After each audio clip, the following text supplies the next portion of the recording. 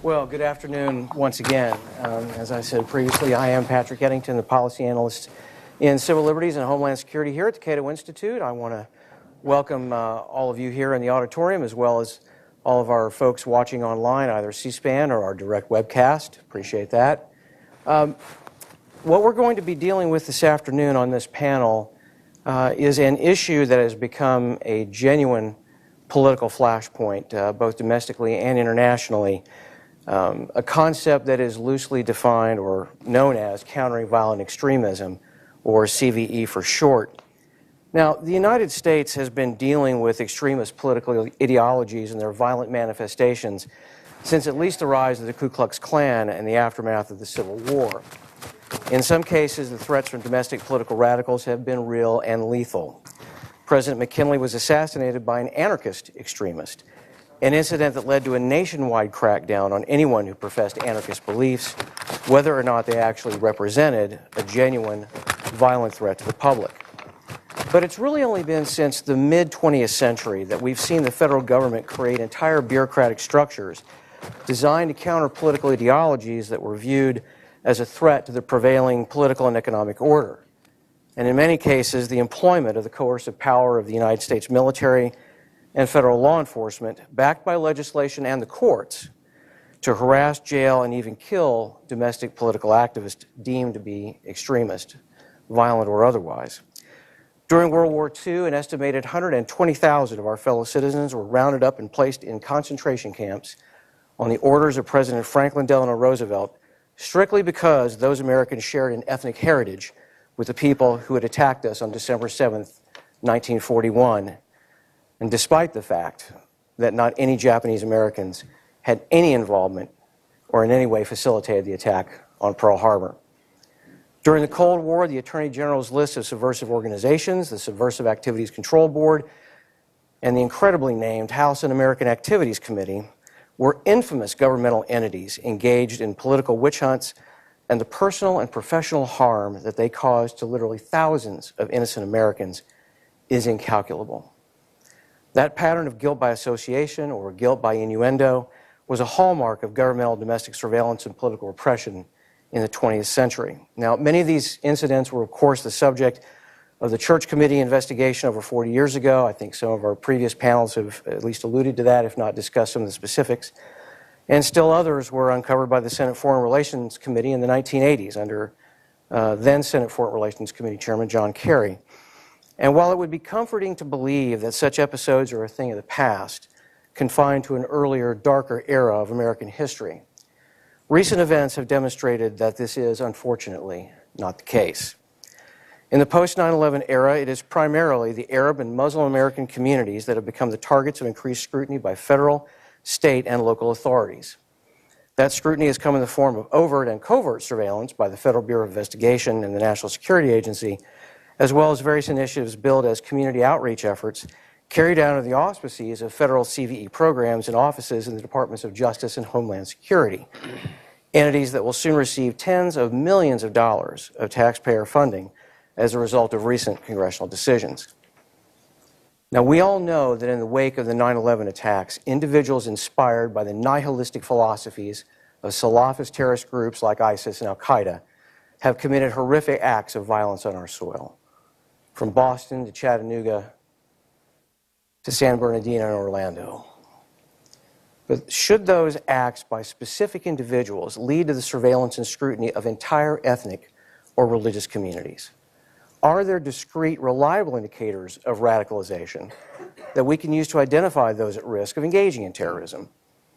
And how have these governmental policies, whether in the form of community outreach or covert surveillance, impacted communities with ethnic, religious, or family links to the Middle East and South Asia? These questions have taken on a heightened sense of importance in light of the publicly stated views of President-elect Trump, several members of his transition team, and a number of his cabinet-level national security sector nominees.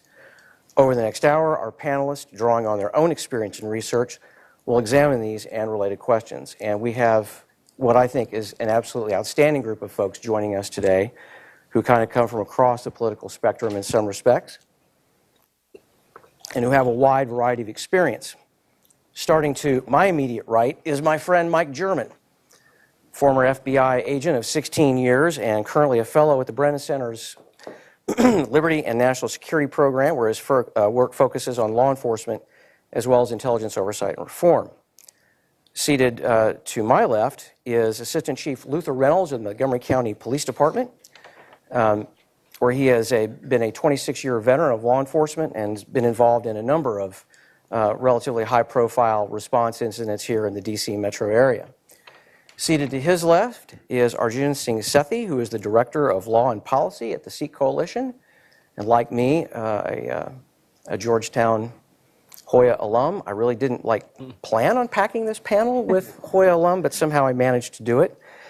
Seated next to Arjun is Sharia Mayfield, a Georgetown law graduate and a practicing attorney in the Oregon Department of Justice in their Civil Litigation Division. And finally, my friend Maya Berry, the Executive Director of the Arab American Institute. Thank you all for being here. I want to make it very clear that the views that are expressed by the panelists are their own and do not necessarily represent the views of their respective organizations unless otherwise explicitly stated. In the immediate aftermath of the 9/11 attacks, federal authorities rounded up Arab and Muslim American men in immigration enforcement sweeps as part of an effort to identify al-Qaeda sleeper cells. And some of those cases involving those incidents, I think, are still working their way through the courts, unless I'm badly mistaken. And I've read myself some of the Department of Justice Inspector General reports on those incidents, and they in essence admitted that ethnic and religious bias helped to drive those roundups and those activities. And that mentality, unfortunately, helped to ensnare the family of one of our panelists, and in that case, Sharia Mayfield. And she and her father, Brennan, have written a book about the experience. It's called Improbable Cause. Improbable Cause, The War on the Bill of Rights. We happen to have a few copies of it available. It's $15 cash or check. She will autograph during the break for those who are interested, and we have them right out here in the hallway. I have the Kindle version. It's a great read, if a chilling read, but the person who's best equipped to kind of tell the tale is Sharia herself. So Sharia, the floor is yours. Thank you. It's a great honor to be here amongst all these panelists who have so much experience and knowledge. I feel like I'm the youngest one here, so, but I also have a unique experience that I want to share. I will reiterate that these views are my own and do not represent the Oregon Department of Justice or any past employer. I did work for Senator Wyden for a couple years as an intelligence advisor as well, and gained a lot of experience through that. So for those of you who don't know about my father's case, Brandon Mayfield, back in 2004, in May of 2004, he was arrested in connection to the Madrid train bombings that happened just a couple months prior. Now, these Madrid train bombings were perhaps the biggest terrorist attack that Spain had ever experienced and would be equal to our 9/11 for them. And he was connected to this train attack by a 100%, or allegedly 100% fingerprint match that actually was a faulty fingerprint match. And throughout this experience of being targeted, because that's strongly what I believe happened, my family is Muslim or Muslim American. My dad's a convert. He goes to the mosque regularly. We all go to the mosque fairly regularly, but especially him. He's also a lawyer. He represents clients, or was representing clients previously, the Portland 7. I don't know if you guys know of those people, but those were alleged terrorists who wanted to go to Afghanistan to fight there, and my dad represented one of those individuals in a custody case because he did a lot of family law. So you start to build this network of folks that you associate with, especially as an attorney. And when you're an attorney, I'm also an attorney, you have associations with people that are not so good. That's part of being an attorney, and I strongly believe that due process needs to be afforded to everyone, even the most heinous of individuals. So to think that you could be implicated in some sort of network because you happen to represent bad people is very chilling on the practice of law, on freedom of association. And that's something that I strongly would speak out against. So back to 2004, May 6, 2004, my dad was at his office practicing law. 2 FBI agents came to the door, arrested him. He had no idea what was going on. We had no idea as a family members what was going on. I came home from school that day. I was picked up from school very urgently, and the first thing I thought was, this is a big joke. This is a mistake. Oh, the FBI, the federal government's out to get my dad. It was like one of those 007 kind of movies. It just didn't seem, it seemed so surreal at the time.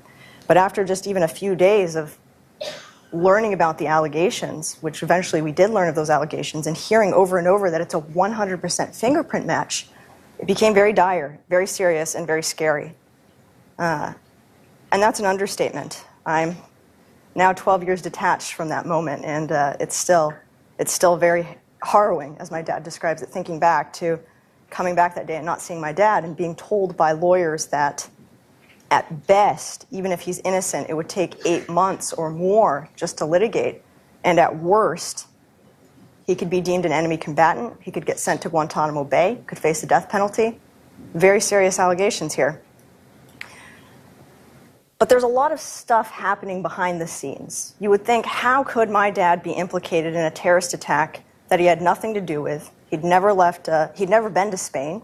His passport was, I think, over 10 years expired. He was very patriotic, served in the military, was practicing law, upstanding citizen, very nonviolent. We had chickens at one time, and he slaughtered one. And he was so upset after that he said he would never do it again. And I was also upset, and now I'm vegetarian. But so he's a very nonviolent person, and none of it made sense. So when we heard about all these allegations, we were very scared. But then we started learning more, especially after he was in there for a while. We started going through everything, going through the legal bases on which he was arrested. We have FISA, and you guys have heard from fellow panelists about FISA and about Section 702, hopefully about Section 215, the Freedom Act, and so on.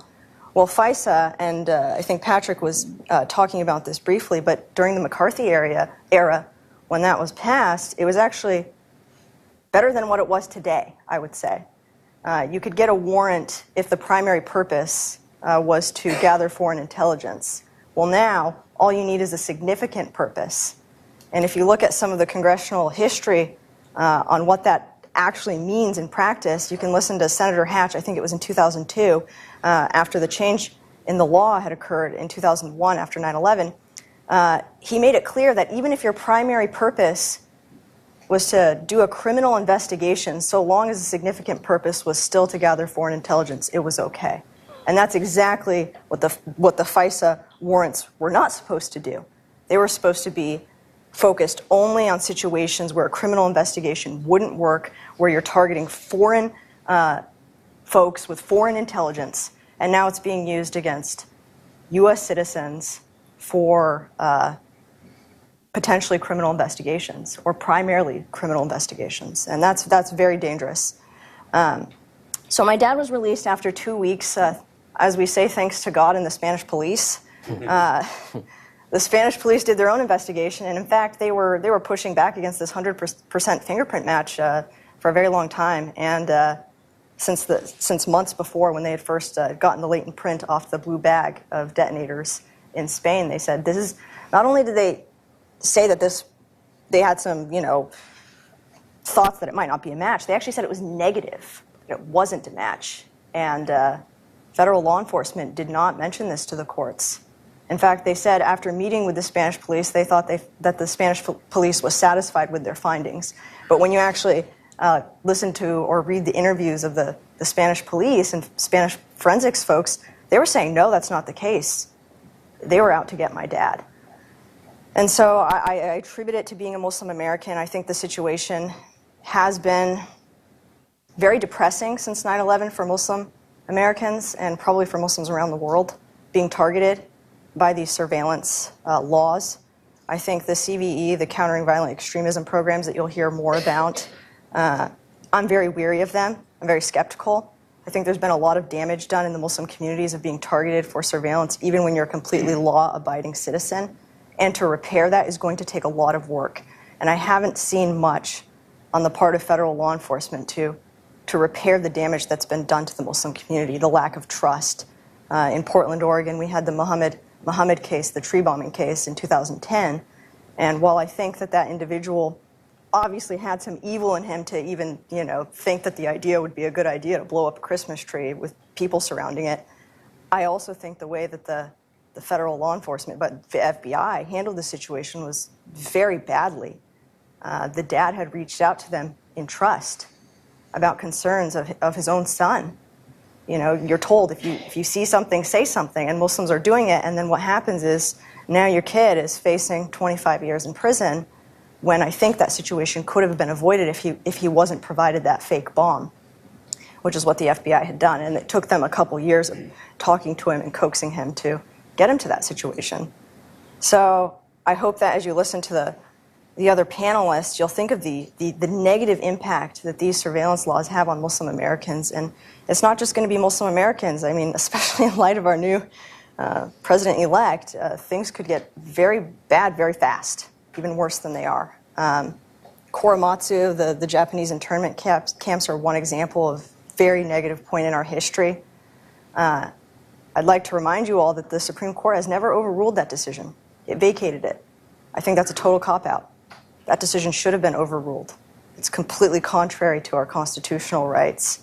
And it's disgusting that something like that might reoccur, potentially in the next few years. So I'll leave it on that note.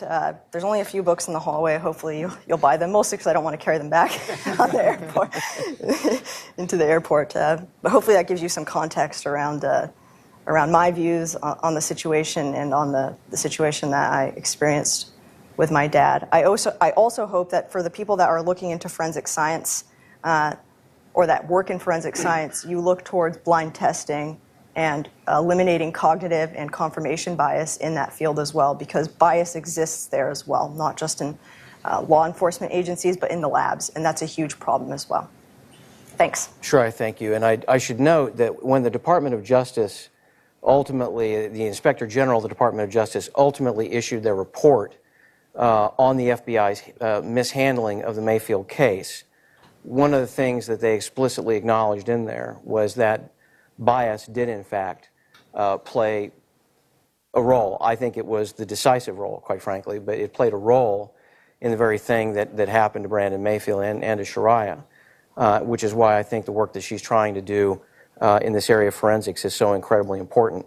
Now, my friend Mike German, as I said, spent 16 years at the FBI. I don't expect him to defend the FBI today, but what I would like for you to do is, since you have dealt with terrorism yourself, you worked undercover for almost 2 years, penetrating right-wing, essentially white supremacist type organizations in this country, looking at those groups and their activities and the potential threat that they posed. You say that there is a right way and a wrong way to do this, essentially. Can you kind of walk us through your worldview on this in terms of how we approach this threat? Because we have a lot of folks in this country, as all of us are aware, who are deeply concerned about this terrorism threat. It is real. We've seen it happen. So we don't want to, at the end of the day, none of us want to minimize the idea that there is no threat. There is. We've seen it. Americans have suffered from it. But at the same time, there is, at least in your view, I think, a right way and a wrong way to go about this. So give us your perspective on that. So I think if we could imagine a perfect world, what we would want is all of our security resources focused on people who are doing harm, with none of the impact of that affecting anybody who's doing anything innocently, right? And I think my former colleagues in law enforcement and my colleagues in the civil liberties community would agree on that, right? We want to catch the bad guys and let the innocent go about their business without interference. So the question is, how do you achieve that goal? And I think my biggest problem with the Countering Violent Extremism program is that it's based on this flawed premise that people move from adopting bad ideas to becoming violent. And there are any number of studies now of actual terrorists, people who have committed violent acts in the name of a particular political cause or other reason. And what it shows is that they are not typically very ideological. And that's what I found from my own experience. I was undercover in neo-Nazi groups and anti-government militia groups, prepared for cases in other groups as well. And what I found is that the people who were committing the criminality and the acts of violence did not really appreciate the people who were writing the books and the manifestos and hosting the online forums. That stuff was illegitimate to them. It was a waste of time. What we needed to do is take action. So the idea that we are taking this programming and focusing it on the expression of ideas and ideologies is misdirecting our resources. And we should be focused where there is actual evidence of criminality. And unfortunately, what has happened is the government has taken this theoretical model of radicalization that posited that people move in a very linear pathway from adopting bad ideas, expressing those bad ideas, to becoming a terrorist, to justify the surveillance of entire communities based on their ideology. And we've seen that taking place in any number of contexts throughout history, right? None of this is new.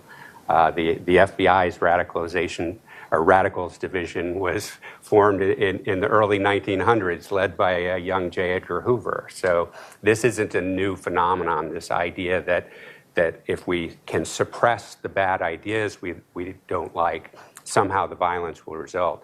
There's no evidence of that. In fact, I would argue the evidence shows the opposite, that by trying to suppress the ideas, you actually open up the argument for somebody who wants to commit an act of violence.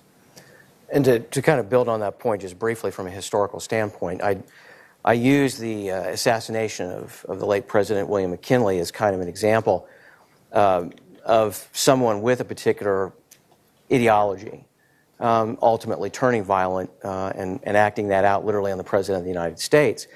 And in the wake of all that, as I mentioned, you saw this crackdown kind of nationally.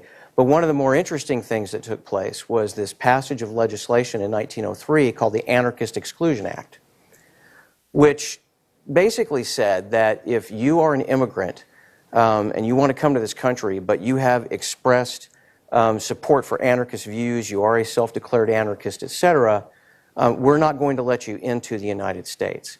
Now, the reason that I bring that up is that our president-elect, during the course of the campaign, had talked about this ban, essentially, on folks, coming from countries out of a fear of the particular ideas that they might necessarily bring here.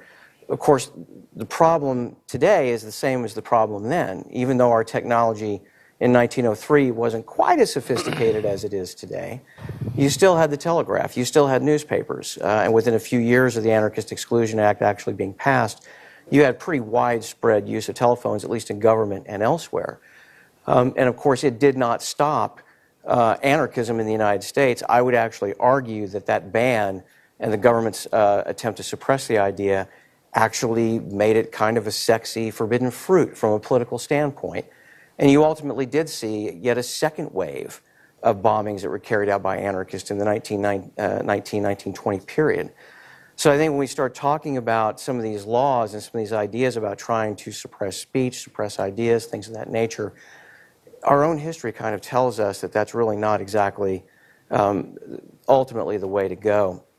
And correct me if I'm wrong, but I could swear that Britain's MI5 and even the FBI itself have done their own surveys on this particular topic, in which they found that when they looked at all these past cases, that there was actually no identifiable pattern. Am I right on that? Right. I mean, I think virtually every empirical examination of actual terrorists has concluded that there's no profile, there's no pattern, there's no predictable pathway, there are no clear indicators of who's going to commit harm. For every person who commits an act of violence, there are 10,000 people who have that same ideology, who behave in the same way, have the same sort of behaviors that in these radicalization models are identified as what to look for. And the problem is there are a lot of bad ideas out there, and the government tends to once this model is allowed, expand out, right? I mean, it started with anarchists, but those labor organizers were kind of expressing similar ideas, so let's go ahead and suppress them through surveillance. And oh, by the way, a lot of the labor organizers who are arresting under these programs are being defended by civil liberties lawyers who must share the same ideas, so we'll suppress them as well. And so, if we stay with this model that the problem is extreme beliefs rather than terrorist violence, it's going to justify all the surveillance. It's going to justify all the aggressive law enforcement activity targeting communities because of what they believe or because of the political opinions they express. And that's a terrific segue to Arjun, because earlier this year you had a sensational piece in Politico, I think it was Politico magazine itself, talking about your own experience and discoveries with respect to the FBI's so-called shared responsibility committees. Can you go into that? Can you help kind of educate us on exactly what SRCs are supposed to be, how you came into possession of the data, and so on? Sure. I was invited by the FBI to preview a countering violent extremism program called a Shared Responsibility Committee. Typically, when these meetings happen, they are confidential. What ended up happening later was that an anonymous official from the Department of Homeland Security gave quotes to Politico magazine about shared responsibility committees, and specifically disclosed that SRCs, the abbreviation, have been beta tested across the country. So I took that anonymous disclosure to mean that I had the authority to talk about the program, and thus I wrote that essay for Politico magazine. So shared responsibility committees are FBI organized committees that consist of, for example, a law enforcement official, a religious leader, maybe a youth coach, a mental health professional, a social worker, who assemble and convene for the purpose of helping a Muslim American who the FBI determines is at risk of becoming a violent extremist, right? So the idea is the FBI identifies a youth who might one day become a violent extremist, and they convene local committees consisting of the various types of professionals I just described in an effort to stop this youth from one day becoming a violent extremist. Three critiques. First, the FBI never disclosed the criteria for determining that a Muslim American youth is at risk of becoming a violent extremist. So, for example, is it based upon things like protected speech, right? Are they trying to convene committees because a Muslim American youth expressed a newfound interest in religiosity, participated in a protest, posted a controversial article on Facebook? This isn't far-fetched. According to government documents, the types of indicators they are looking for are things like becoming confrontational at home, ideological differences. Second, we know based on other programs, and I think it's important to look at the intersection of CVE with other overreaching, over-inclusive law enforcement programs, national security programs as well. So, for example, we know under the Suspicious Activity Reporting Program, which asks local law enforcement to report activities that they believe are indicative of pre-terrorism planning, that Muslim Americans who have visited Costco and purchased large pallets of water, Muslim Americans who've searched for video games online, Muslim Americans who've placed large purchase orders for home computers at Best Buy have been visited by the FBI. Right? We also know with something like the watch list program, you can be branded a terrorist based on a single social media post. That's a fact. You just have to look at the watch listing guidance that was leaked to The Intercept a couple years ago. And again, within that, we know that Dearborn, Michigan, a city with less than 100,000 residents, has more watch listed residents than any other city in the country except for New York. So that's the first critique, right? That the FBI never actually specified the criteria for determining that a Muslim American will at one day be at risk of becoming a violent extremist.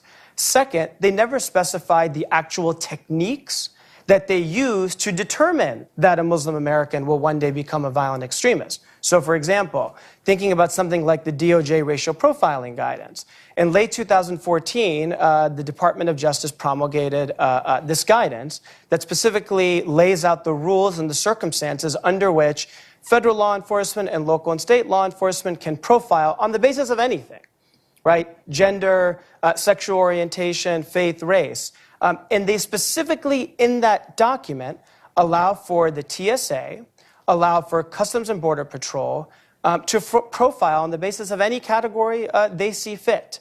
And of course, CBP, Customs and Border Patrol, their jurisdiction extends 100 miles inwards, and they are the largest law enforcement agency in the country by far.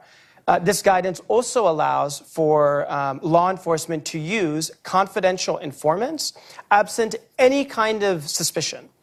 It also sanctions intelligence gathering programs like the NYPD demographics program that some say has been disbanded, but I will leave that to another discussion another time. So it's also important to be thinking about the techniques that are being used to determine that a Muslim American is at some point in the future at risk of becoming a violent extremist. And I would submit to you that just like with respect to the first argument I made, the techniques that are being used are extraordinarily over-inclusive. And even in the event that they might actually find a Muslim American who might one day be at risk of this, the techniques don't justify the ends. The only other point I will make is regarding the actual committees. I would just say they're flawed in general. That's because the FBI, under these committees, there is no protections from disclosure for mental health professionals, for lawyers. They can later be called.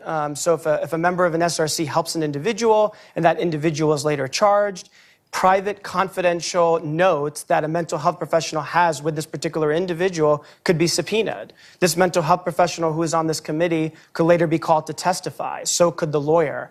Furthermore, the FBI also said that if a committee determines that a youth is no longer at risk of becoming a violent extremist, the FBI can still investigate them. They can still monitor them, right? So there's no point for a committee to be convened if the FBI can continue to monitor that individual while the committee is working with them, and even after the committee has made the determination that this individual is no longer at risk of becoming a violent extremist. So suffice to say, I was very critical of the program, remain very critical of the program. It is not clear where it stands right now. Again, there was this disclosure that they were being beta tested. There were semi-private conversations in which the FBI said that SRCs have been discontinued. I am skeptical. I would also add, and I think we will get to this soon, there are also state analogs to these programs that are being developed, that are being used. So I would submit that they are very likely coming to a city near you. Arjun, thank you.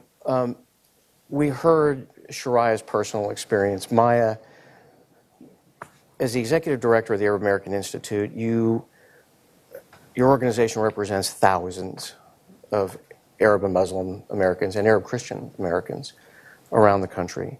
I know your organization has had issues with a lot of these kinds of government surveillance programs going back into the 1970s when the Palestinian student movement really started to kind of take off.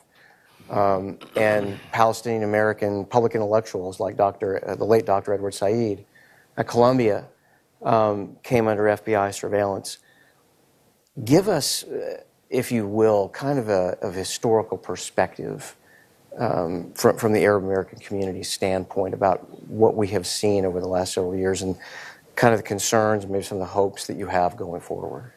Well, Thank you very much, both to you, Patrick, and to Cato for hosting this conversation and for the leadership that the institution has shown on these issues. Very grateful for it. I apologize in advance in that I have prepared remarks because I'm being sensitive to time and how much I wanted to include, so I'm going to try to be concise. But I really appreciate the way you're opening our conversation on this, and that is that, as Patrick said, we are a community not unfamiliar with the idea that unpopular political speech ends up in a problem with government interaction. And you correctly noted Dr. Edward Said. The president of our organization, Dr. Jim Zogby, is among the people that were profiled then, and it is literally the foundation for the institution that I work for. We were established in 1985 specifically to deal with a history of political exclusion. So it's in some ways a foundational reason for why we're here today. So the Institute, the Arab American Institute, is a political empowerment enterprise. We represent roughly 3.7 million Arab Americans. Potentially 35% of whom are American Muslims. But the question would be why we would be engaged on CVE, I think, is a logical one to do. We represent domestic and foreign policy priorities of our community, so why CVE was an issue that we decided to engage on. Before the terror attacks of 9/11, AI was engaged on a variety of concerns, from opposing the use of secret evidence via old 1950s immigration law and its application in immigration proceedings to CAP's automated passenger profiling system. We've demanded that our government strike a better balance between our national security and our civil liberties, basically keeping us both safe and free. We do not believe that the Obama administration CVE programs have done that, and that is one of the reasons, principal reasons for why we're engaged on the issue. Two additional points I want to highlight before sort of really getting into it is that CT does not equal CVE. Our government should not conflate counterterrorism policy with, quote, countering violent extremism policy, and I certainly don't intend to do that in my comments today. Further, the nature of the threat or efficiency of counterterrorism or CVE programs internationally are not my focus. My comments are specifically limited to the concerns that we have about domestic countering violent extremism programs. So the question legitimately could be, how did we get here? In 2011, the White House released a document called the Strategic Implementation Plan for Empowering Local Partners to Prevent Violent Extremism in the United States, end quote. The plan was introduced as a domestic counterterrorism strategy in response to the recruitment efforts of organizations like Al-Qaeda and ISIL. This report became the foundation for the federal government's countering violent extremism programs. And while a movement was afoot, efforts were successfully challenged within policymakers to kind of slow the pace of the development of these programs to be perhaps more critical of what had been done in place. For example, a White House summit that was scheduled for October 2014 was delayed. There was additional examination of, and I would say sort of critical thinking applied to programs like the UK model, PREVENT, which we haven't gotten into yet, but I think is important for the same reason that Arjun notes the SRC piece. I think there was a successful internal effort to say, let's examine these programs more critically. Let's decide whether or not there is a scientific evidence to suggest one could step in and prevent an act of terror from taking place. On January 7th of 2015, the horrific attacks at Charlie Hebdo occurred. On January 10th, just a few days later in Paris, the White House announced that its CVE summit would take place the following month in February of 2015. CVE efforts are explained as two main objectives: to increase the resilience of communities and to counter what is commonly described as the process of radicalization to violence. Mike talked a bit about that, but I want to say a little bit more because I think it helps understand and frame this as the civil rights issue that I think it is. Our framework is modeled after the controversial and highly problematic PREVENT program in the United Kingdom, launched in 2010. The major differentiation, and if you say this to an Obama administration official, they're just so upset, saying, you don't understand it, it's not based on PREVENT. What's the difference? PREVENT was government initiated. The program that we're doing is community led. So you take government resources and dollars, you give them to community-based organizations, and then you say we're not doing PREVENT. But the reality is there hasn't been a very successful examination of why PREVENT did not work. We have several anecdotal examples that show that CVE has not been a community-led program. Indeed, it is conceived in an echo chamber, ignored community concerns, and deployed, frankly, without community buy-in. The government's mantra may be community-led and community-designed, but claiming that is a wide community support for CVE efforts is misleading narrative, and claiming that CVE is a community-led initiative is outright fiction. I will defer to my colleagues on the panel on the rich scholarship that exists, but I do want to just highlight a few assumptions that are supported by empirical evidence. Domestic terrorism comes from many sources, including groups with violent anti-government and racist agendas. Mike's experience demonstrates for years his undercover work in that area. Therefore, CVE programs, as we know them, address a problem that is proportionally small within the larger landscape of domestic terror, not to mention the much larger problem of violence in our society in general. Not minimizing the threat that exists, putting it in its proper context before we decide we're going to launch millions and millions of dollars worth of expenditures that potentially violate people's rights. CVE programs are based on disproven theories of, quote, radicalization that suggest there's an identifiable path that an individual follows on the road to becoming an extremist and ultimately committing an act of violence. On this path, we are told there are indicators like grievances with U.S. government foreign policy. That is often an indicator that we see, even though, again, our government tells us indicators are not used. Having observed those indicators, we look for what they call off-ramps. Again, we can do something to prevent an act of violence from taking care. An unsound theory feeding what used to be a cottage industry now operates with the weight of the White House, major think tanks, leading universities, and the price tag of unknown millions of taxpayer-funded grants. And I do say unknown not because I haven't done the research to try to find out, but because it's very difficult to determine how much is actually being spent on CVE programs. Congress stepped into the game more recently by allocating $9 million one year, $10 million another, specifically for community engagement. I'm sorry, $49 million, and then $10 million of that was made for community engagement grants that are just now getting ready to be awarded. We'll hear about those soon. Because of the approach of current CVE programs presumes a particular problem in my community that must be addressed, these programs simply further securitize the relationship between Arab Americans and American Muslims and their government, and as such are unproductive. When Secretary Johnson visits local mosque after local mosque to talk about community resilience, while in DHS markets such visits with hashtags like DHS in Dearborn, referring to the wonderful city of Dearborn, Michigan, which Arjun already pointed out, second only to New York City in terms of the number of people on the watch list, a city of roughly 90,000 people. It has the highest concentration of Arab Americans in the entire country. It is clear to us these programs view our community as a specific, unique, and urgent domestic terror threat. This is profiling from the highest level of our government because while there have regrettably been some cases of people traveling to join ISIL or Al-Shabaab, as the case of some in Minnesota, these cases are limited in number and cannot justify a community-wide approach. A securitized relationship with my community exploits community-based engagement to pursue a divisive, controversial, and unproven counterterrorism program, and we must demand better accountability measures from federal, state, and local municipalities. A securitized relationship with my community and the programs like CVE that it feeds stoke public fear of attacks, suspicion of Arab Americans and American Muslims. And while this is something we should always work to oppose and counter, we should be particularly concerned about this in light of the most recent surge that we've seen at hate crimes and discrimination. Finally, there are many reasons to oppose CVE efforts, but on a most basic level, programming should at least adopt a policy of do no harm. Because of treating an entire community as suspect, these programs run the possibility of alienating the very young people in our community that they are cast as different or the existential other by their own government. We have, as the president of our institute, Jim Zogby, is fond of saying, we have a successful CVE program. It's called the American Experience. It is the reason we're not having the same experiences as France and other countries in Europe. With CVE, kids who have never seen themselves as anything but American are now being asked to be vigilant because they may in fact be, quote, at-risk youth. This is not only ineffective, it is harmful. Programs of this nature require more analysis and oversight than they have received.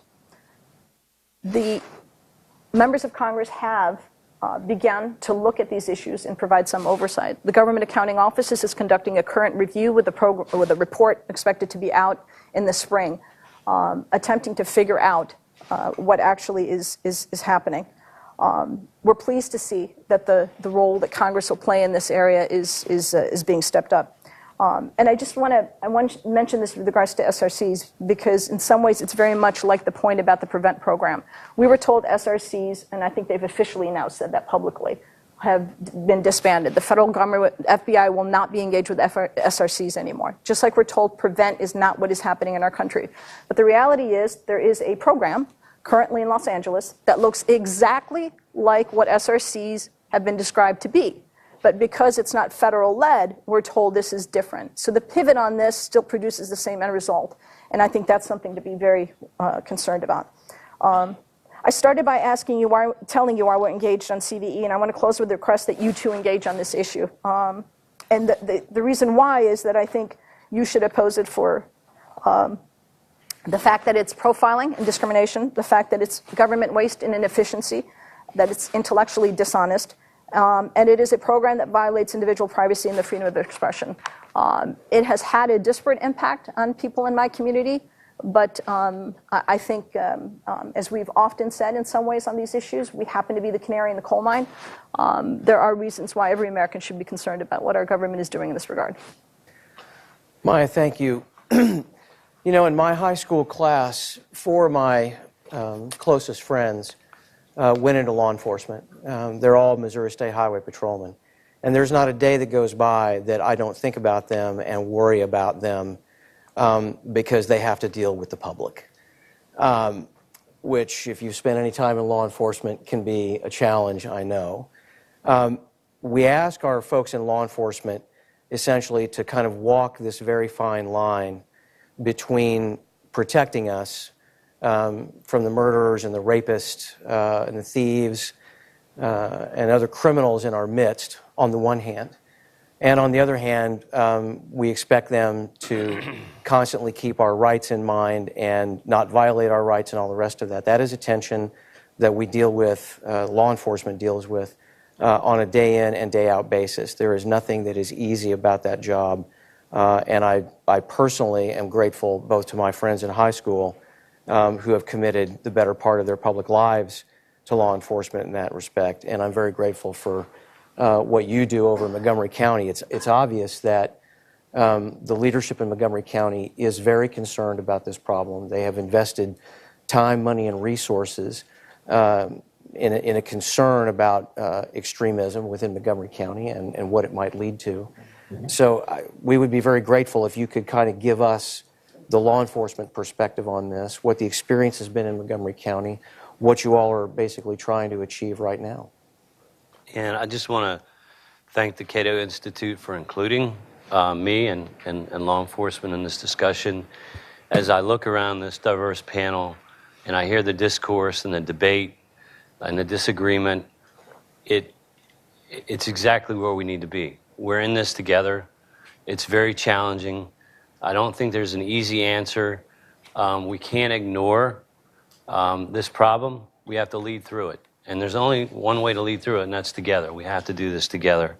So with that, I'm just going to talk a little bit about what I believe for policing in Montgomery County, at least, and I think a lot of agencies, to a large degree, this is an extension of community policing.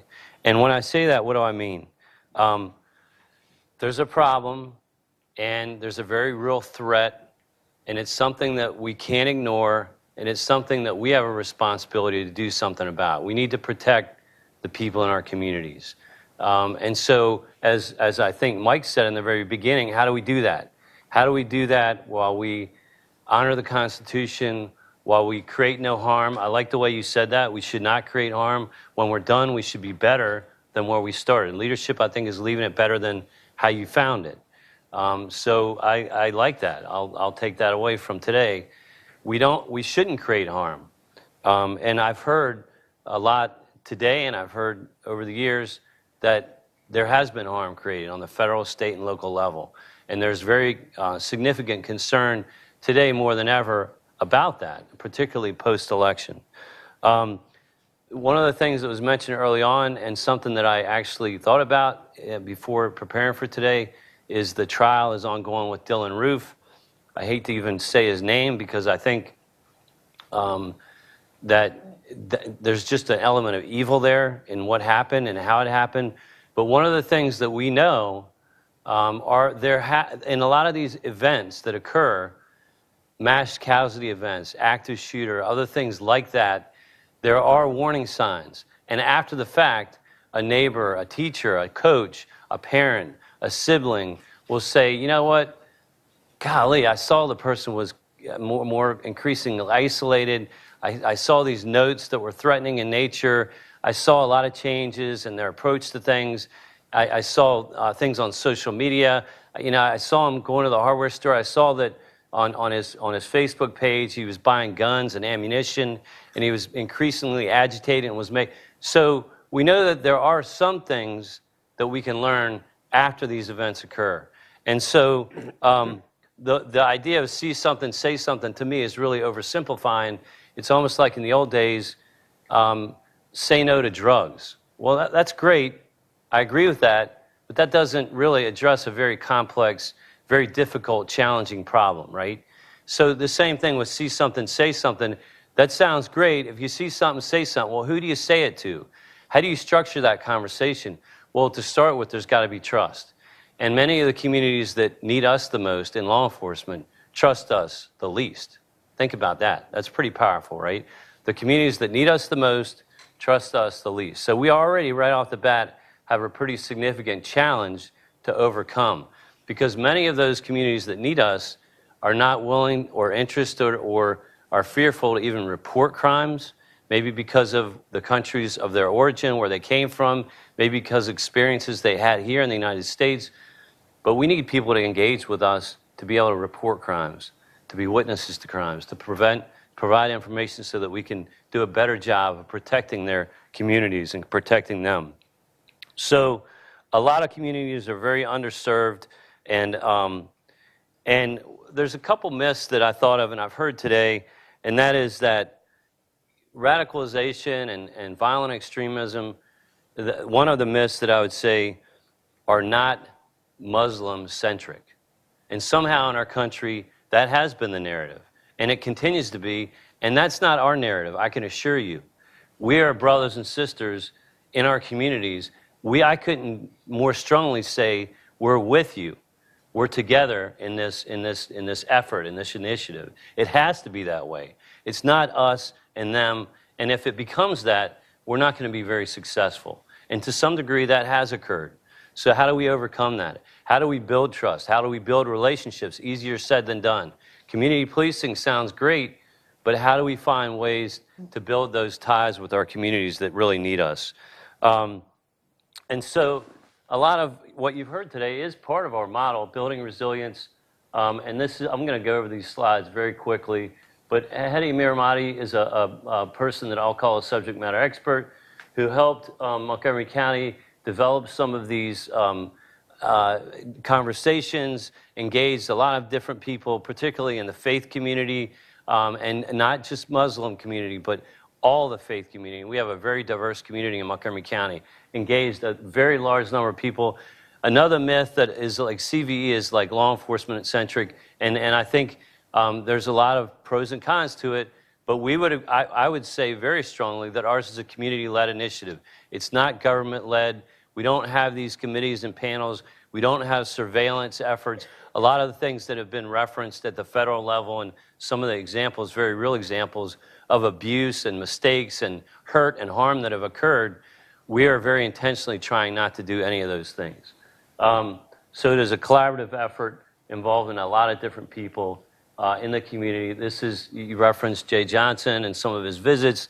This is actually a visit where there was a large gathering of people in our community, and just some of the areas that main pillars, if you will, that we focus on, very similar to community policing, is engagement, education and training, very specific, a referral process, intervention. And the example that I like to give, we're not qualified to do that, and I've heard that kind of some. I'm not a HIPAA expert. I'm certainly not a mental health expert. I'm not a psychologist, and so I'm not the appropriate person to do a lot of the interventions.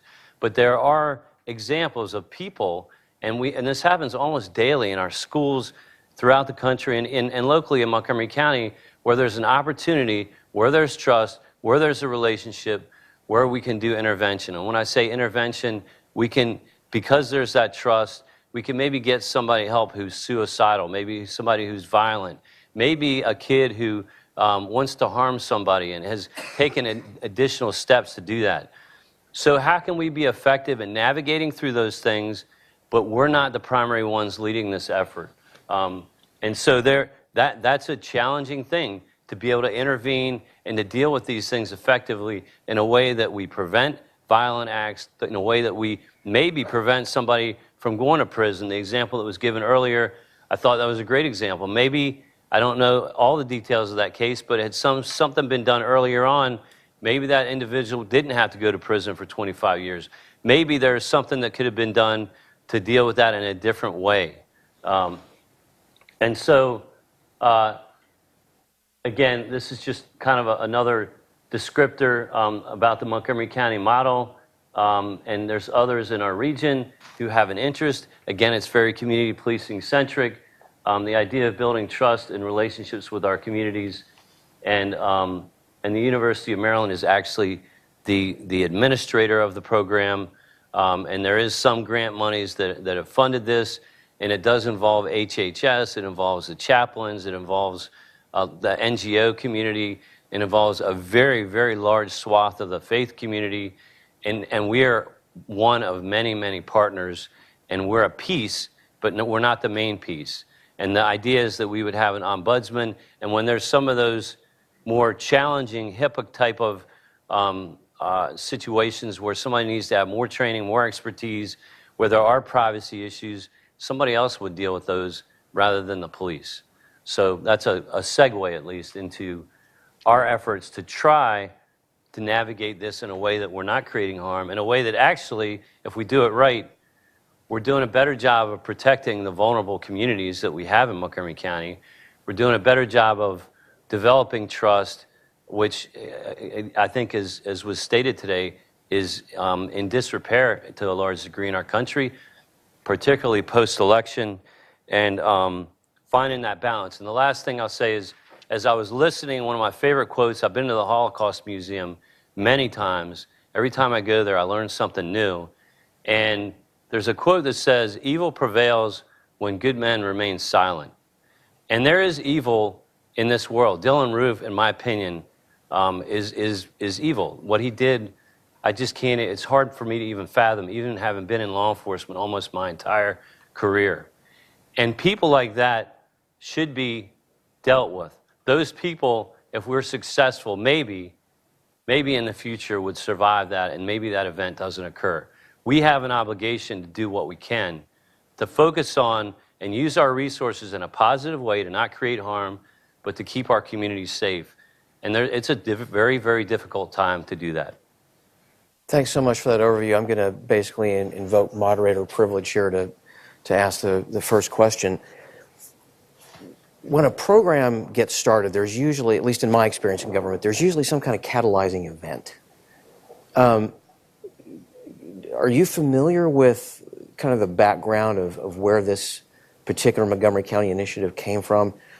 Whose idea was it? Was there a catalyzing event? Was there something specific that happened that made folks in the county government and in the police department and maybe within the community kind of say, you know, maybe we need to take a look at this. Maybe we need to think about that. Was there a catalyzing event of some kind? I think more from a leadership perspective, there was a recognition, being in the National Capital Region, knowing that terrorism was a real concern, knowing that violent extremism on a whole lot of different levels was a concern. Also, the whole division with the Muslim community. We have a very large Muslim population in Montgomery County, and there's a lot of fear. I'll tell you, just anecdotally, I've heard a little bit about it today. One of the things that has really touched my heart more than anything is children now are fearful post-election. Children are being bullied. There's all kinds of things that are going on just because of the very fact that they're Muslim. And so I think to answer your question of what was the catalyst, it was more general. It wasn't a reaction to a singular big event. It was more a leadership recognition from our county executive, and a lot of this comes from the top down. CVE aside, how can we build bridges with all of our communities? He's actually funded a position in his cabinet for somebody to actually kind of collaborate with and partner with and coalesce with the faith community to have a greater recognition and to hear them. He actually has meetings with them fairly regularly to hear how we can do better. And the police are just one of many, many service providers in Montgomery County. And we've heard very loud and clear that there is a gap, there are lots of needs, and we can do better. Mike, did you have? So one thing I want to address is this concept of warning signs, because it comes up over and over again in this context. And unfortunately, what we find is they're very easy to spot in hindsight, but they're not predictive, right? I mean, there are plenty of alienated people out there. A tiny minority of them ever commit any act of violence. You know, there are plenty of people with ideas I find abhorrent, like the neo-Nazis or the white supremacists, vast majority of which would never harm a fly. So it's trying to put a model of predictability onto something where there isn't one. And a perfect example is the FBI, with all of its investigative tools, all of its intelligence capabilities, all of its analytical capabilities, investigated Tamerlan Tsarnaev for 90 days. They investigated Nidal Hassan. They investigated Omar Mateen. They investigated David Headley, right? And they didn't predict that these individuals are going to go out and commit violent acts. So if the FBI, with all of its tools, and apparently it must have these warning signs, can't predict who's going to be violent, how does this program suppose that some layperson is going to be able to predict who's going to be violent in the first place? And in the second place, when you look at the models that have been promoted, like the FBI's radicalization model, which said one indicator of potential dangerousness was growing a beard. Bates, we're talking to you. And you can't protect yourself because shaving your beard is also an indicator of dangerousness, which is hilarious. But what is laid on top of that is there were a lot of very common behaviors in the Muslim community. Increased religiosity, wearing Muslim garb, these sorts of things were designated as indicators of dangerousness. And that material's out there on the web. You know, the National Counterterrorism Center leaked a document that for CVE that was a practitioner's guide, and it was a 4-page checklist. And one of the things that teachers or social workers were supposed to evaluate on a 5-point scale was whether there was sufficient parent-child bonding. Now, first of all, I'm not aware of any study that suggests that terrorists don't bond well with their parents or do bond well. I'm not sure whether 5 was going to be good and 1 bad or the other. And all of these things are out there. So if lay people are going to try to apply these sorts of indicators to people they think are dangerous, they're going to be misidentifying people and misdirecting resources, reporting the wrong people to law enforcement that can cause all kinds of harms, like the sting operations that are directed at people who are identified by law enforcement as potential extremists. You know, it's easy to say that in hindsight, oh yeah, we knew there was a problem there, but it's not easy to say we know this person who's alienated is going to commit a crime. And I really liked the framing that you had about looking at all crimes, that it's suicides, that it's any kind of violent action, that it's any kind of assistance some person needs in the community, but that's not what CVE is. And from the beginning, when the White House started talking about this, Maya and I and a bunch of our colleagues in the civil liberties community went to the White House, went to the agencies and said, don't focus this on terrorism.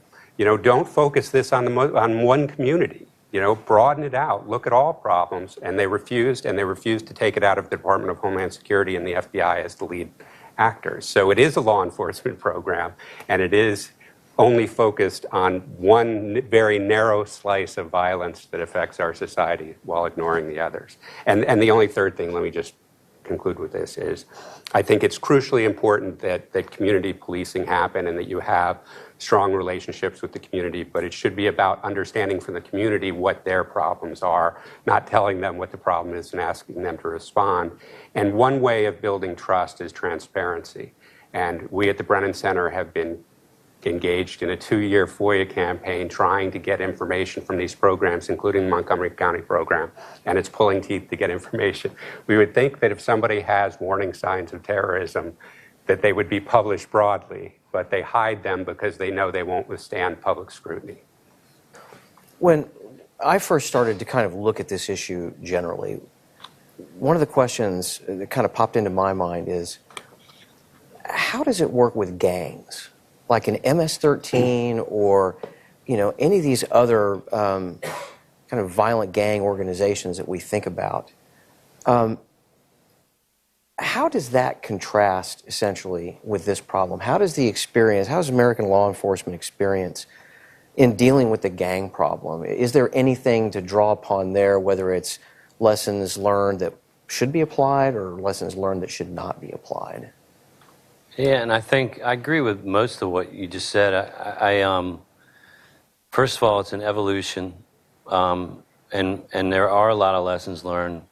Whether the desired changes have all occurred, I know a lot have occurred because there's been a lot of mistakes made, and I think a lot of what you described, many would say, is accurate and we need to do things differently. And dealing with gangs is similar. So, education, prevention, building relationships, having the ability to communicate. Most people are good people, right? And a very small number of people in certain communities that are gang members are committing crimes, they're violent, they're victimizing people. So we should be focused on that small number. Not everybody, and we shouldn't be creating harm and havoc in our communities just because of those people. We shouldn't be violating people's rights, et cetera, et cetera. So good old-fashioned police work, talking to people, making sure that people are reporting when they're victimized. The communities that I described earlier, there's a lot of communities that are afraid to report that they've been victimized. Even things like violent rapes and even homicides and things like that. So how do we build that rapport? Well, a big part of it is having respect for people, treating them with dignity and respect, not violating their rights. Being out there, even when we arrest somebody, being respectful and patient and kind to them. And maybe those same people are the ones that are going to tell us about what's going on in the communities, giving us information so that we can do better with those investigations and focus on the right people. I don't know if that helps, but it can't be just, I'll call it a shotgun approach. You just throw the spaghetti up on the wall and see what sticks. It's got to be very strategic. We have to be very sensitive to our community and the people that we partner with and who we serve. We need our community. We have almost 1,100,000 people in Montgomery County, and we have less than 1,300 cops. And of that, 800 or 900 in patrol. And we have almost 500 square miles. Do the math on that. On any given day, we have 6 districts. There's not a lot of cops out in the community. And a lot of them are in court, or they're on calls for service, or they're doing investigations. We don't have some huge number of people to resolve many of these really serious, complex, challenging issues. We have to rely on the community. We can't do it by ourselves. We only have so many eyeballs and so much of a presence, and we'd be fools. I think the old school police thought they knew what they were doing all the time. We recognize now that's not the case. We have to partner with the community to be successful. I think we have time for maybe 2 or 3 questions at the outside at this point. Okay, Stella's giving me the high sign there. So, please. Sir.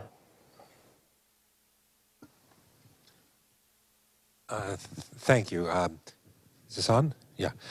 Stephen Keat, retired State Department, even though Cato still shows me a State Department, and I've had a beard for ages. Chief, this is to a certain extent directed to you, but anyone else who wants to comment on it. While, I was listening to you talking, for example, about the children and how they're being traumatized by people discriminating against them for being Muslim and harassing them. I'm sure your heart is in the right place, but I think a lot of what you're talking about goes way beyond at least what I expect from the police department. I don't think that the police department can really deal with a whole range of issues in our society. And when we talk about preventing violence, to what extent do we start moving more in the direction of Big Brother, which is what I think some of the other panelists have been talking about? Wouldn't it really be better to focus your resources more on traditional policing, looking for individuals who we have a reason to believe are going to commit a crime and go after them, or people who have already committed a crime, rather than sort of going in this haystack type way where we're really going after entire groups?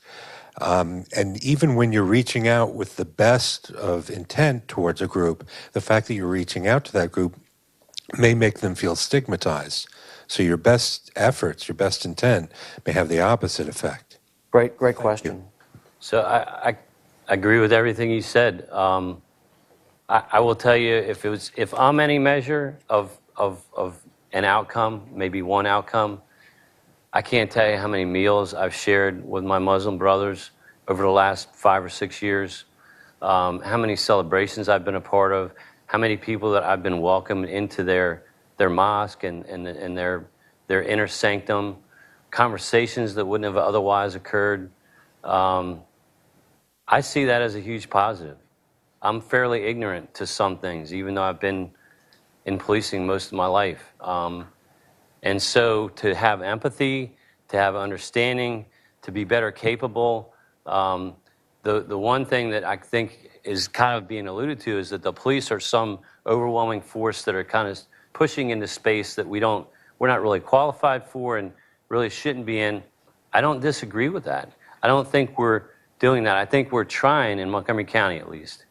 A lot of the things that I've heard today that have occurred around the country at the federal and state and other levels, I hope we're not doing in Montgomery County.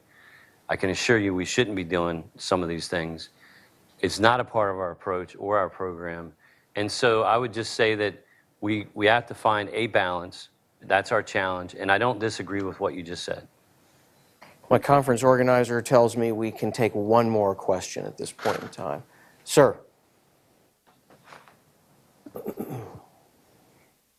Hi, my name is Vivek Kambayan with XLab, and my question is directed at something that Mike German.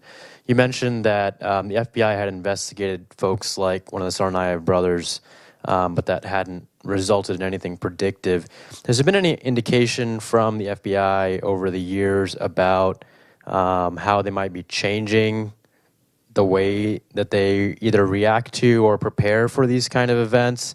It seems like, to the public, as a layperson in the public, it seems like a black box, and we discuss these issues, but have you seen any indication that they're changing things in a more productive way or acknowledging when certain things haven't worked?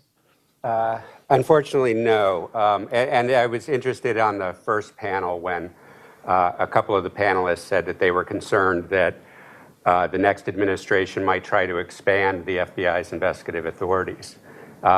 Under the 2008 guidelines that Michael McCasey put in place, the FBI was given the authority to do a type of investigation they call assessments, which allows the use of recruiting and tasking informants. It allows overt and covert interviews. It allows a lot of intrusive surveillance, not electronic surveillance. But the standard for that is, this is the quote out of the guidelines: no factual predicate necessary. No factual predicate necessary. You need no facts to suggest the person you want to investigate has done anything wrong or anybody else has done anything wrong. All you need is the subjective opinion that what you're doing is for the good of God and country. And that gives you the authority. After the recent bombing in New York and New Jersey, a lot of commentators were coming forward saying the FBI has to expand the time length of its investigations. Currently, does anybody know what the time limit for assessments are? No time limit. I don't know how you get more authority than investigate whoever you want with no time limit, right? It can't be expanded any further. And I have been arguing, even before those guidelines were put in place, that reducing the guidelines just increases the flood of information. And that's what's happening, is that these agencies are being so flooded with information, see something, say something, where they feel they have to go out and respond to these silly, buying a pallet of water. Okay, if he's Middle Eastern and he bought a pallet of water, we better go interview him. kind of nonsense work that's being done, it's like having false alarms going off constantly. And we don't allow you to pull the fire alarm in the building without a fire because we know that dulls response. Well, in our counterterrorism world, we're setting false alarms going constantly and creating this huge workload that is undermining their ability to focus on what is real evidence of harm, right? Because, unfortunately, I wish it was true that there were warning signs. I wish that the FBI, when I joined, gave me a gun and a badge and a crystal ball, but they don't. And their ability to predict is no better than anybody else's. So what they need to do is focus on facts, not these debunked theories like radicalization, and certainly not chasing every silly thing that somebody has said just because they said it. And with that, we are concluded for this panel. Let's give it up for our panelists. We will have a brief intermission while we do a little bit of rearranging here, and then we'll get underway with our next group.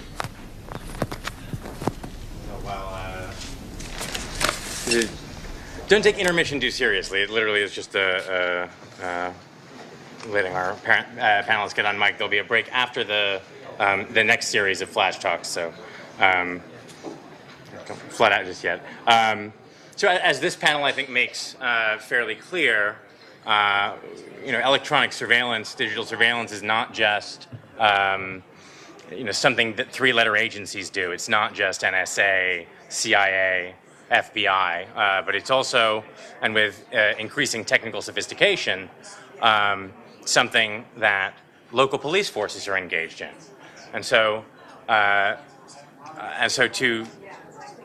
cover that in another block of flash talks, we have Jake Laperruque of the Constitution Project. Can I ask the folks to take conversations off stage? Yeah, we can move off the stage here. So yeah, we have Jake Laperruque, a privacy fellow at the Constitution Project, talking about body cameras, a technology that can be a powerful tool for accountability of law enforcement and government authorities to communities, but also potentially an additional form of surveillance of those communities.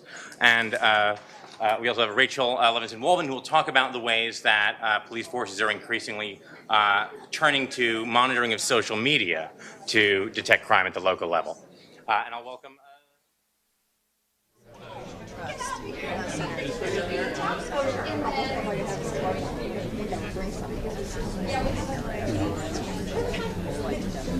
Is there a particular subject? Yeah, or if you have a pen and paper, I do have pen and paper.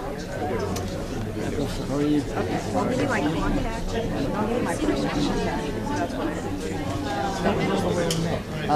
at the mall, you. Oh, at AU. Oh yeah, Washington.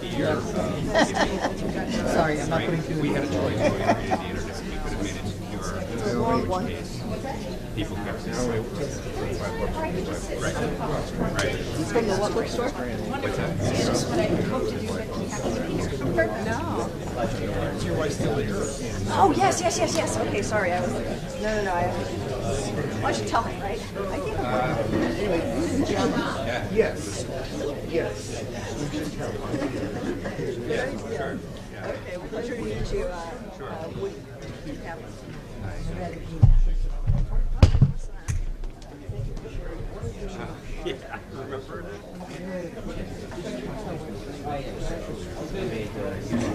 Right, exactly. Happy to Assalamualaikum. Thank you also for sharing your experience with No, of course. Oh, okay. How long have you been there for? 2 years. 2 years. So you're finishing up? Well, I'm from Yemen, so I will stay here. But you're finishing the. Yeah. Is it LLM? Or? Yes, LLM. Okay, and it's a 2-year program. That's 1 year. Oh, 1 year. So you're done. I'm back. And we do it. Oh, okay. Thank you. Awesome. Yeah, I'll send an email to you. Sorry, I don't have my cards on me. And I usually do. Your contact information. Yes, absolutely. Here with the Minnesota Freedom Institute. I'm also a book chaplain. Oh, okay. I didn't know that. I can do it as a Fulbright fellow for students. And that year and that trip, I get investigated. Random.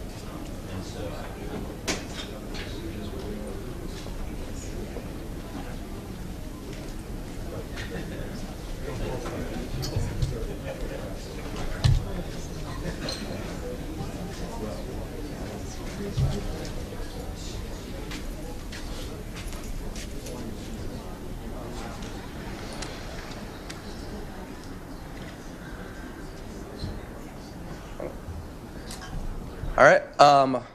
Thank you so much for having me here. I'm really excited to be speaking at this event and to be talking about what I think is a very pressing topic and one that will only continue to become more and more important in the future, and that's police body cameras, and specifically how police body cameras can be used in conjunction with facial recognition technology.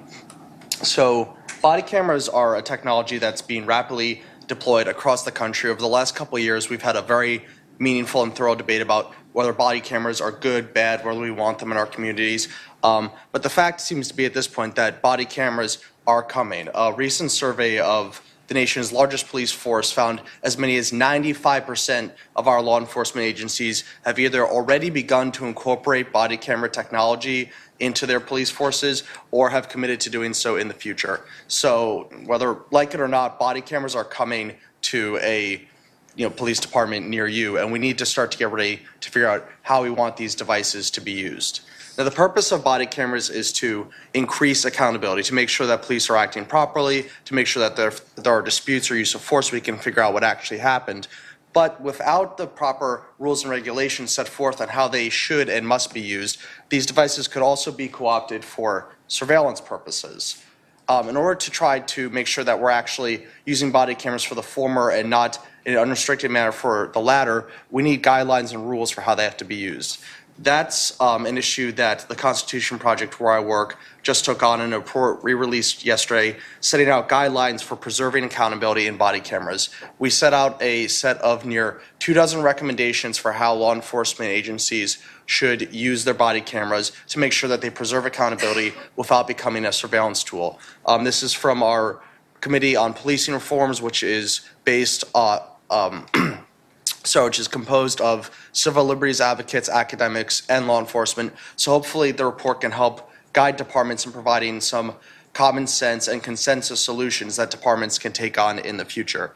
I want to talk about one specific area that we look at in the report, which is how should we use body cameras with facial recognition? And specifically, we recommend that judicial authorization should be required for the use of facial recognition with body cameras, and that police departments should also strongly consider limiting the set of crimes that they apply body cameras and facial recognition to. Now, you might be asking, how big of a risk of this? Do we really need to think about facial recognition with body cameras, or is this just some sort of risk of a dystopian future harm? And I think the answer is no. Body cameras are certainly coming. Facial recognition is certainly coming to body cameras. In some systems, it's already in place. For example, the Australian company Strategic Systems Alliance, they incorporate facial recognition into the body cameras they're building right now. Their CEO boasts that when he walks around, if he's wearing a body camera, it's checking all the faces he's walking past and notifying if they're on his watch list. I don't know why the CEO of an Australian body camera company has a personal watch list, but he's free to advertise his products however he likes. Perhaps more ominously, this summer, Taser CEO announced plans to incorporate facial recognition into all their body cameras into the future. Taser is the #1 vendor for body cameras in America. So at the point when Taser's body cameras have built-in facial recognition, you can count on the fact that most American police departments that use body cameras will have facial recognition set in for it. With this type of plan coming, it seems a little less sci-fi and a little more like a real future when Taser's vice president promised that in the future, one day their technology will make every cop RoboCop. So what I want to talk about in examining this is how exactly can facial recognition be used with body cameras, in what different manners, what are the risks these use pose, and what are the appropriate restrictions we should put in place in light of those risks. In the first instance, and I think the least controversial, is the idea of emergency situations. So for example, if you have an Amber Alert, body cameras could be deployed with a face print of a child, or if you know it, the abductor, and used to scan to try to find them. This in fact is something that police already do, except they don't use a computer, they use all you. They send something to your phone and you scan out to try to find someone in place. So automating that process with facial recognition doesn't seem like a huge stretch. And in fact, it also is fairly consistent with the rights that we have for privacy. In the Fourth Amendment, exigent circumstances are a pretty commonly accepted circumstance that say you can look into someone's electronic devices or even their house without a warrant. So having a situation where you can readily feed in emergencies face prints into body cameras seems fairly reasonable from a privacy standpoint. But it gets a little more complicated from there. Now, the next scenario would be seeking a fugitive at large. Again, at first this seems relatively non-controversial. Police could develop a face print of a fugitive, send that to body cameras, or log a set number of fugitives' face prints into body cameras, and then have officers on the beat constantly scanning for matches and notifying them if they encounter a fugitive at large. This could effectively take most wanted posters into the 21st century. Instead of officers trying to memorize the faces of 10 or hundreds of dangerous fugitives, you could just have the body camera doing all the work for them. Automated process notifies them whenever there is a match. And because this follows the issuance of arrest warrants, you actually do have independent oversight. So again, you have a good built-in check here. This seems like a fairly proper use for this type of technology in combination. But there are some serious risks to even what seems pretty common sense here in terms of using facial recognition with body cameras to seek fugitives at large. Two in particular I want to talk about. First, accuracy. Facial recognition can be prone to misidentify individuals. As Wade Henderson noted at the lunch discussion, this is far more likely to occur with minorities. It can happen to a very high extent in terms of misidentifying individuals. You don't want police officers at the behest of their body camera attacking someone who they think is a dangerous fugitive only to find out it's an innocent lookalike. So in those cases, we should have independent verification that you do in fact have a correct match before you're programming these in. Second, and perhaps more troubling though, is overuse. Using facial recognition to identify violent offenders, dangerous felons seems like a pretty common sense solution, but what happens when you have outstanding warrants for petty offenses? That could give police immense, perhaps too much power. The reason for this is that cities sometimes have a disproportionate number of arrest warrants for minor crimes. Prime example of this, the DOJ report in Ferguson found 16,000 different arrest warrants for individuals in a city with 21,000 people. That's a huge portion of the population.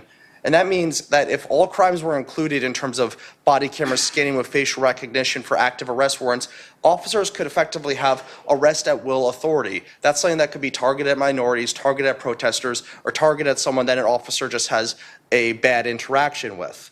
So in those cases, it seems that there is a logical step where we should limit the use of facial recognition and body cameras to serious violent offenses rather than petty offenses.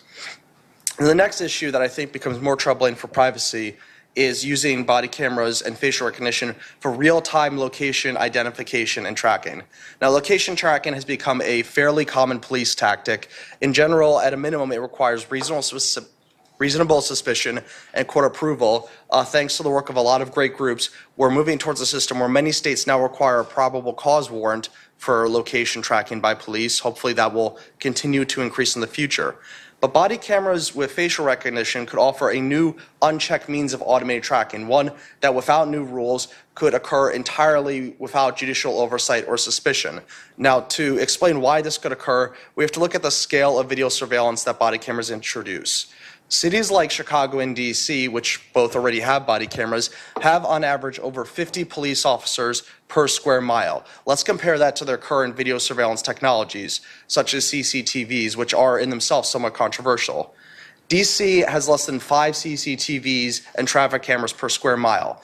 Even Chicago, which has a very controversial blue light police CCTV camera system that's widely deployed throughout the city, they only have 13 per square mile. So when we're talking about changing to a system where every officer has a body camera, we'll have video surveillance that's like this, the current blue light map of Chicago, except it will be 5 times as large in terms of the number of police cameras that are deployed at any given time. And these won't be stationary cameras that are known in their location, they will be mobile. Combine this with facial recognition, and you could dramatically increase law enforcement's ability to tag the location, identify, and even track specific individuals. And because this is an automated process, there's virtually no limit to the number of people who you can do this for. It doesn't require you to assign several officers to tail someone. You simply put into the algorithm who you want to ID, who you want to track, and let body cameras and facial recognition do the rest in terms of monitoring location.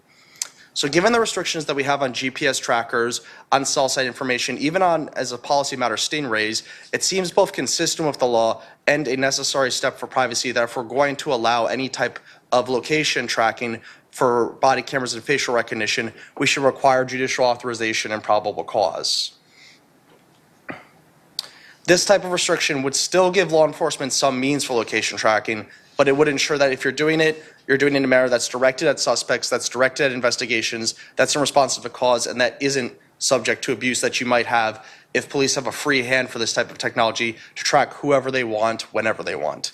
Now, the final area I want to talk about is identification from stored videos. Mostly I've been focusing on what happens if you have police officers who, on the beat with a body camera, can have facial recognition running with that camera. But we also have to think about, beyond searching for face prints in real time, facial recognition could be used with body cameras after the footage is recorded, stored, and logged with the department. Now, police could easily take footage from body camera and run that face against existing databases to discover a target's identity at any point based on an interaction that they see throughout the footage of their shift. Or they could simply build a profile and metadata even if there is no existing match. So you could say, take a person going into any building, at any event, at any street corner and say, this is person X was at a certain location at a certain time, and then log that with the hope of IDing them later, or maybe even building a larger profile if you see that same person without an ID at future events. Now, this could play out in 2 ways. First, individual identification. And this could actually, in some cases, be beneficial.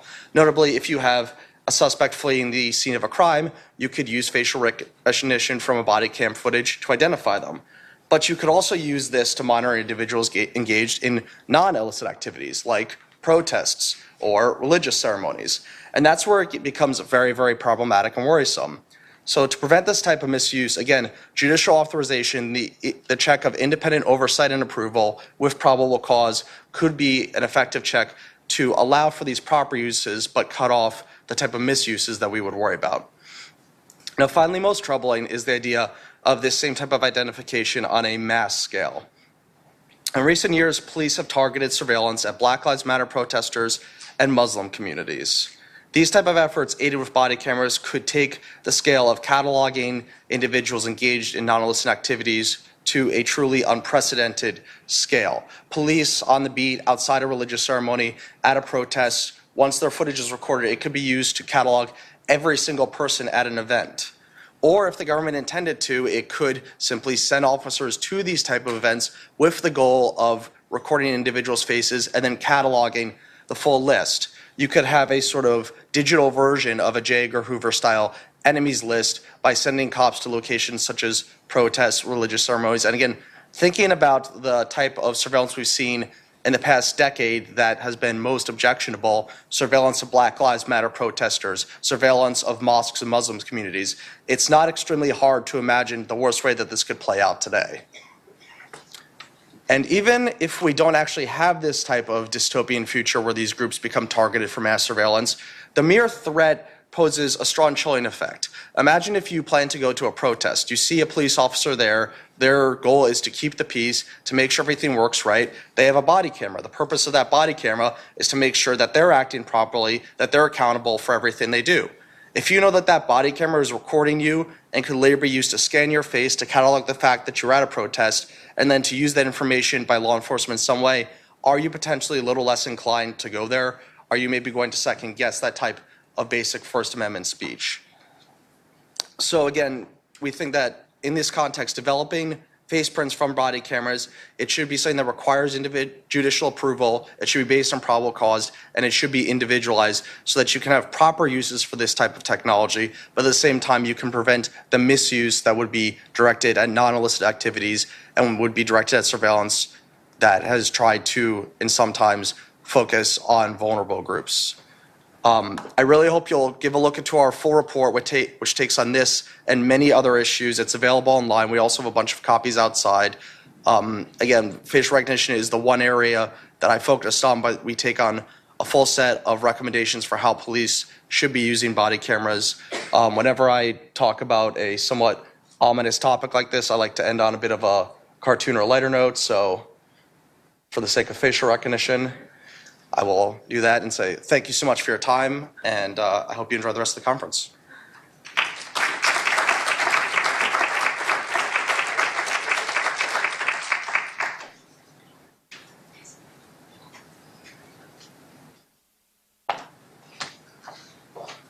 All right. That was terrific. Thank you so much to Julian and to Cato for having me here.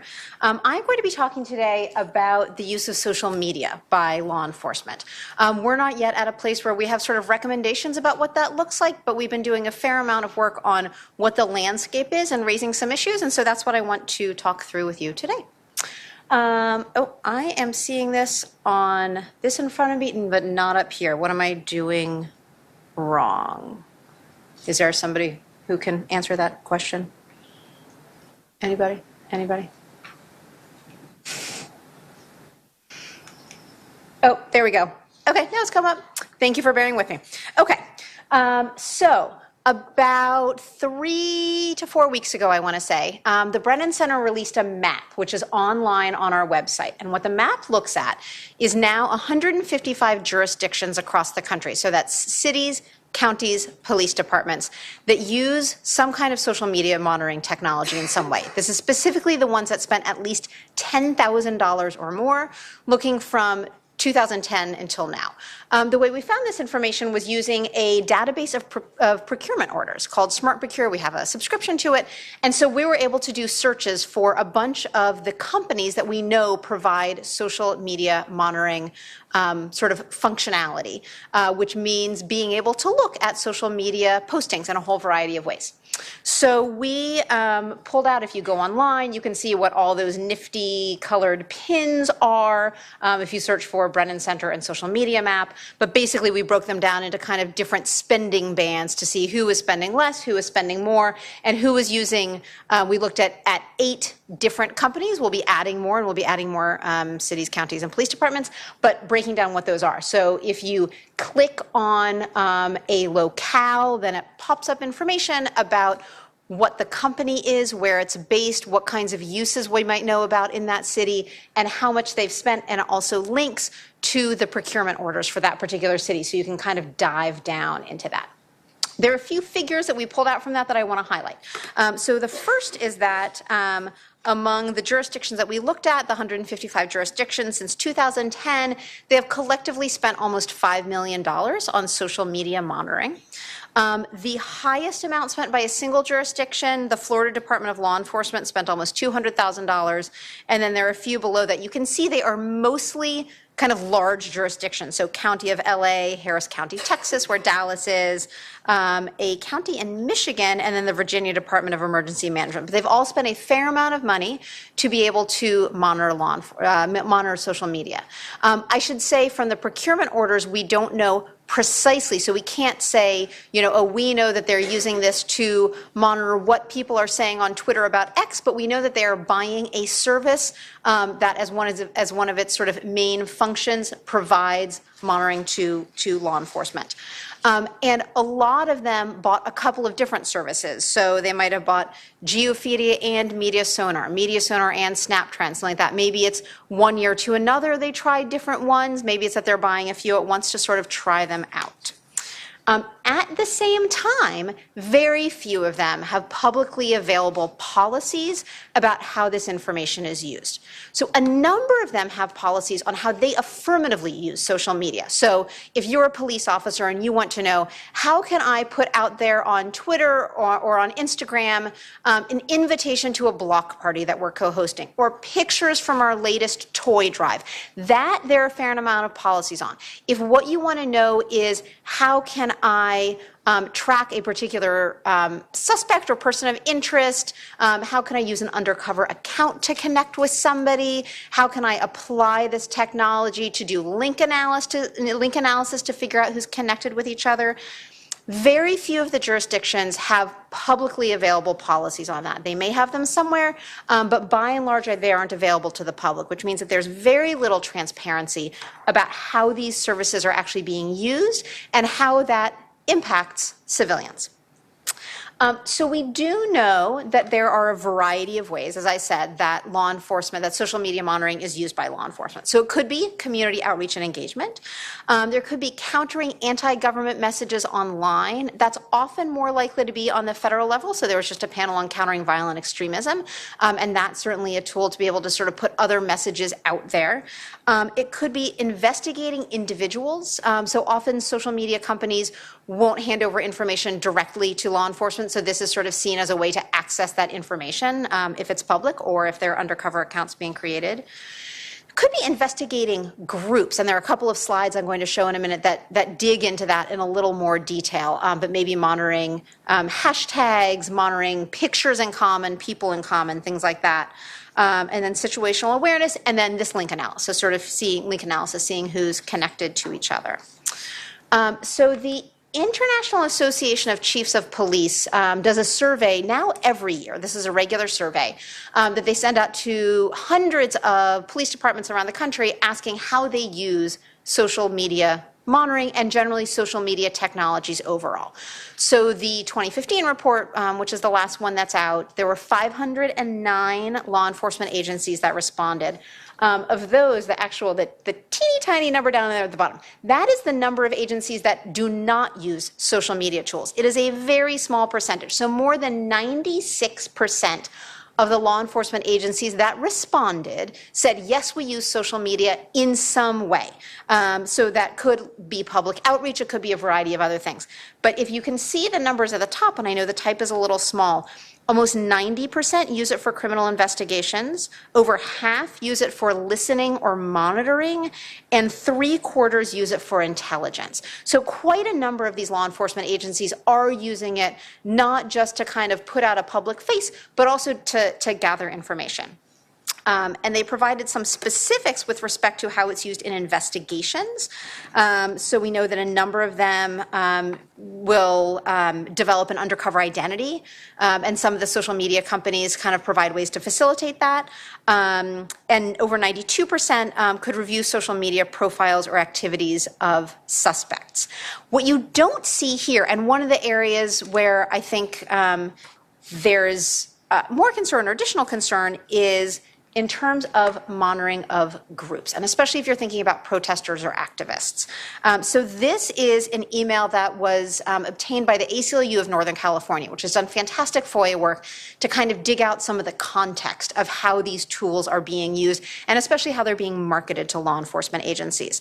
So this is an email from Geophilia, and I should pause here to say that after a lot of these emails became public, Twitter especially has now cut off access to at least 3 companies that provide social media monitoring. So Geophilia, which is highlighted here, and also 2 other companies, Media Sonar and Snap Trends, they are no longer allowed access to the kind of data that was allowing them to market themselves as, we can see everything and we can kind of help you track down anything you want.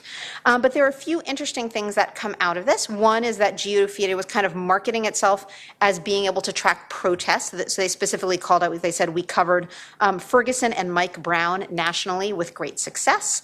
They say that they have undercover account linkage, and there's this question, how many fake accounts can be loaded up into the database in order to see the private users? there is no limit. And this is an area as well where there's very little visibility about what exactly it means to create those fake accounts, but clearly that's a functionality that's available to law enforcement. And just to kind of emphasize this is another email, again, from ACLU of Northern California, also from a GeoFeeder representative, saying DAs specifically are very interested in this piece about monitoring for protests and investigations. And so thinking about monitoring for protests especially, and the civil liberties concerns that would come out of that, what does it mean to be monitoring protesters, to be monitoring activists who are often engaged in perfectly lawful and First Amendment protected activity. And there's one more piece of that. This was a funding request from the Denver Police Department. This was obtained by the Daily Dot. And the one interesting piece that I just wanted to identify here, the second highlight down, says, this tool allows you to identify potential witnesses to a crime after an event, which could assist in the investigation of a terrorist threat or act. And it says this was successfully done after the Boston Marathon bombing. So on the one hand, it's a perfectly legitimate point. After investigation of a terrorist act, this might be a legitimate way to find witnesses. On the other hand, the kind of immediate linkage from a crime to let's think about terrorism, because that's often kind of the terminology and the frame that's used to roll out more and more of these monitoring tools. So I just want to highlight, and I know that we are just about out of time, a couple of different actual uses that we've seen of social media monitoring. So there are a few examples of, successful and potentially relatively innocuous uses of social media. So somebody who had put up a video of himself rapping about murdering somebody, including the name of the victim, and he had posted that publicly on social media. After the 2011 riot in Vancouver, using social media to crowdsource to sort of figure out who's involved, and one that seems innocuous in a variety of ways, which is somebody who had thrown a football at a police squad car, but apparently a friend of theirs put up a video publicly. In terms of the uses that we would be more concerned about and that implicate this sort of monitoring of protesters, but also concerns about even targeting individuals and what it means to do that through social media. So the Oakland, California and Salem, Oregon police departments monitored Black Lives Matter protests, and especially hashtags, including the head of the Oregon Department of Justice being targeted because he had used a Black Lives Matter hashtag. A teen in New York who is indicted on gang conspiracy charges and spent time in Rikers, spent 2 years in Rikers, including in solitary, due in part to the fact that he had liked things on Facebook. And the conclusion was that he was part of a gang. He was friends with people, but he was not evidently involved in gang activity, but that was used basically as part of the indictment. And then the Drug Enforcement Agency, which used the picture of a suspect in another case on Facebook, but used it to create a fake account as bait to track down fugitives, pictures of her and I believe pictures of her children. They ultimately settled with her for over $100,000 for that misuse. So that is a very quick overview of the issues that we're seeing with social media monitoring. We will be keeping up the map and also gathering more information on this, and also very much thinking about issues related to good policies, transparency, and principles to help guide how some of this is happening. Jeremy, and thank you.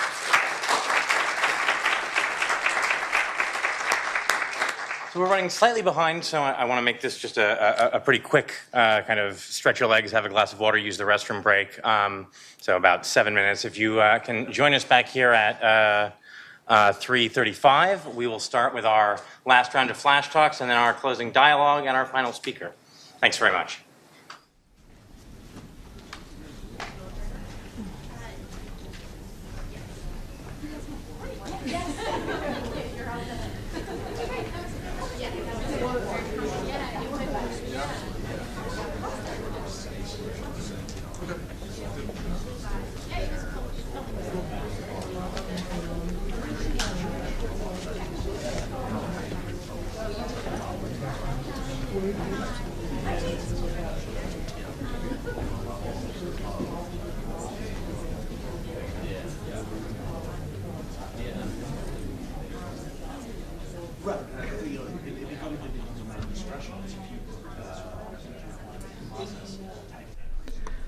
So this day-long Cato Institute conference taking a short break now, due back at about 3:35 Eastern Time, about 10 minutes or so. The next panels will deal with surveillance in a borderless world and the, quote, state of surveillance. After that, it's closing remarks. We'll take you back here live when the next panel gets underway, again in about 10 minutes or so. Join us this evening for a discussion on the future of the Democratic Party.